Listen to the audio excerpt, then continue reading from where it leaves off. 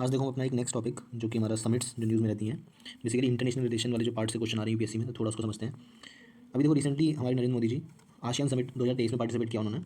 तो सितंबर में ASEAN summit हुई थी, तो उसको थोड़ा समझते हैं। तो आसियान समिट को समझेंगे भी, जो 2023 में समिट हुई है। पर आसियान है क्या, इस ग्रुप ये कब बना, ये ग्रुप आसियान ग्रुप, इसके बारे में थोड़ा सा जानते हैं। तो जो आसियान ग्रुप है हमारा बना था 1967 में। कुछ बेसिक बातें याद रखनी है आपको कि 1967 में आसियान समिट बना था। दूसरा, ये मेरा बैंकॉक थाईलैंड में बना था, ठीक है, बैंकॉक में बना था। और बैंकॉक डिक्लेरेशन के थ्रू बना था।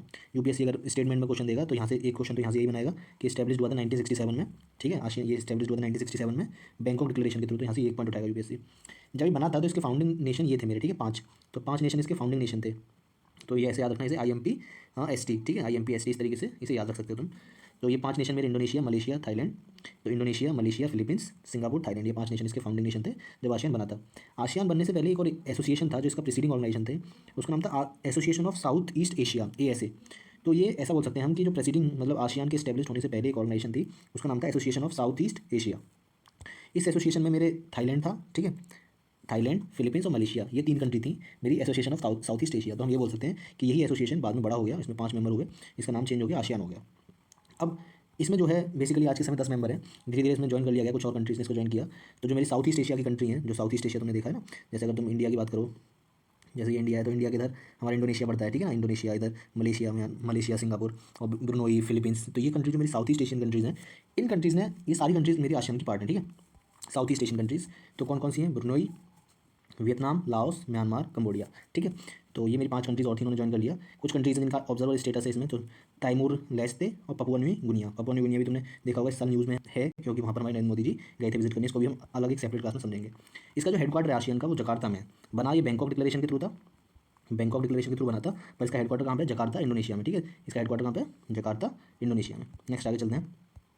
अब इसमें कौन कौन सी कंट्री है, अगर हम मैप से समझेंगे कि इसमें कौन कौन सी कंट्री है, तो ये मेरी म्यांमार है, ठीक है, ये थाईलैंड है मेरी, ठीक है, इस तरीके से सारी कंट्रीज़ हैं, कंबोडिया, सिंगापुर और इंडोनेशिया, ठीक। वहीं इधर मलेशिया, वियतनाम, लाओस, फिलीपींस और ब्रुनोई, ये ब्रुनोई है, ये फिलीपींस है ना, सारी कंट्रीज़ हैं जो हमारी साउथ ईस्ट एशियाई कंट्रीज़ हैं। कुछ कंट्रीज़ को छोड़ के, जैसे पपुआ न्यू गिनिया, ये मेरी पपुआ न्यू गिनिया है, तो इसको किसका स्टेटस मिला हुआ है? ऑब्जर्वर स्टेटस मिला हुआ है, ठीक है, इसको, ये मेरी ऑब्जर्वर कंट्री है। कुछ बेसिक और समझ लेते हैं फैक्ट इसके बारे में, आसियान के बारे में, जो तुम अलग अलग एग्जाम में देख सकते हो कि 3% लैंड है इन कंट्रीज़ के पास, 8.8% पॉपुलेशन इन कंट्रीज़ के पास दुनिया की, और 8th लार्जेस्ट इकॉनमी है ये सारी कंट्रीज़। हाँ, हमारे ऐसा एस्टिमेट है कि 2050 तक वर्ल्ड की 4th लार्जेस्ट इकॉनमी बन जाएंगी सारी कंट्री। मतलब ये है कि सारी कंट्री मिलेंगी तो मिलकर क्या बनेंगी? 4th लार्जेस्ट इकॉनमी कहलाएंगी पूरी दुनिया की, ऐसा एस्टिमेट है 2050 तक, ठीक है। जो मेरा आसियान है, 2006 में इसको ऑब्जर्वर स्टेटस का मतलब जो है स्टेटस मिला था इसको ऑब्जर्वर का, किसका? यूनाइटेड नेशन जनरल असेंबली का ही ऑब्जर्वर स्टेटस बना था आसियान 2006 में। तो पूछा जाता है क्वेश्चन कि आसियान है वो observer status of United nation, तो हाँ, यूनाइटेड नेशन जनरल असेंबली का इसके पास ऑब्जर्वर स्टेटस है। अब आसियान के कुछ एफिलिएटेड ग्रुप्स देखते हैं, जो आसियान बड़ा होता चला गया और कुछ नए नए ग्रुप्स बनते चले गए। तो जब मेरा आसियान बना तो आसियान में 3 कंट्रीज और ज्वाइन हुई, ठीक है, तो वहाँ से बना आसियान +3। फिर उसमें कुछ और कंट्रीज ज्वाइन हुई, तो वहाँ से बना ईस्ट एशिया समिट, और कुछ और कंट्रीज ज्वाइन हुई, तो वहाँ से मेरा बन गया आसियान रीजनल फोरम, ठीक है। तो इसको समझते हैं कि इसमें कौन कौन सी कंट्रीज ज्वाइन हुई और कब ये क्या बना। तो जब ये आसियान +3 बना, पहले नॉर्मल आसियान था, जब आसियान +3 बना तो इसमें 3 कंट्रीज और जुड़ी। वो 3 कंट्रीज थी मेरी चाइना, ठीक है, और जापान और साउथ कोरिया। तो ये 3 कंट्रीज़ थी जो मेरे आसियान में जुड़ी। तो पहले जो आसियान ग्रुप था 10 कंट्रीज़ का, उस 10 कंट्रीज़ के ग्रुप में 3 कंट्रीज़ और जुड़ी। कौन सी जुड़ी? चाइना, ठीक है, जापान और साउथ कोरिया। तो ये 3 कंट्रीज अब जुड़ गई, तो इसको क्या बोल दिया गया? आसियान +3।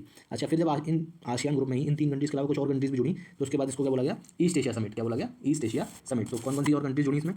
तो देखो, इंडिया की कमी थी इस ग्रुप में, तो इंडिया जुड़ा इसमें, ठीक है। और किसकी कमी थी? देखो, उस रीजन में अगर तुम देखोगे साउथ ईस्ट एशिया वाले रीजन में, तो उधर ऑस्ट्रेलिया भी तो पड़ता है नीचे की साइड, तो ऑस्ट्रेलिया तो जुड़ना ही था। उधर न्यूजीलैंड भी पड़ता है, तो न्यूजीलैंड जुड़ गया, ठीक है। अच्छा, यूएसए इसका पार्ट नहीं था, तो यूएसए भी क्या बन गया? फिर इसका पार्ट बन गया। तो ऐसे तुम याद रख सकते हो कि इंडिया, ऑस्ट्रेलिया जुड़ गया इसमें, न्यूजीलैंड जुड़ गया इसमें, ठीक है, यूएसए जुड़ गया इसमें, और एक और कंट्री रह गई हमारी रशिया। जब चाइना जुड़ा है तो चाइना के साथ रशिया भी आएगा।